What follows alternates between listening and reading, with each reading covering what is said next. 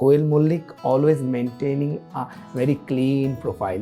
তোমাকে নিয়ে গসিপ নেই, তোমাকে নিয়ে রিউমার নেই, তোমাকে নিয়ে ব্রেকআপ নেই, তোমাকে ও নিয়ে বাবা, তোমার কত দুঃখ বলো, আমার কোনো ব্রেকআপ নেই, নেই, গসিপ তোমাকে নেই, রিউমার নেই, কত নেই, মানে দুঃখ। তোমার কি মনে হয় যে যে সামহাউ ইটস বিকামিং বোরিং?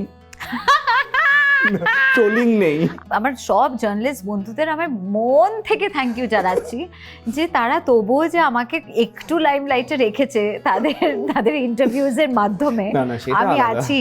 তো সেটাই অনেকটা, কারণ আই ফিল ব্যাড যে তোমরা আলাদা করে কোয়েশ্চেন্স কনস্ট্রাক্ট করবার জন্য যে ভাবতে হবে, সেই স্পাইসি কোয়েশ্চেন্স গুলো তার না, পাওয়া তুমি যাচ্ছে ইয়েলো না। শাড়ি পরেছো, বাট আমি তোমাকে ইয়েলো জার্নালিজমে টেনে আনতে পারবো না। তুমি কি ট্রোলিং দেখো, ফলো করো?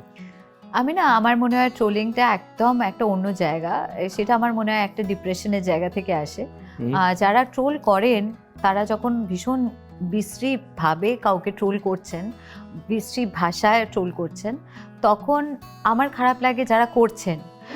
আর যাদেরকে করা হয় তারা যদি আরেকটু বেশি ইগনোর করে ব্যাপারটা, আমার মনে হয় জিনিসটা অনেক বেশি কন্টিনিউড হয় না। তাই জন্য কতটা তুমি ইম্পর্টেন্স দেবে তাদের, সেটা অনেকটা তোমার উপরে ডিপেন্ড করছে। একটা যে কোনো কমেন্টের প্রথমে একটা দুটো তিনটে শব্দের মধ্যে বোঝা যায় সেই মানুষটা অসুস্থ মানসিকতা থেকে কথাগুলো বলছেন কিনা।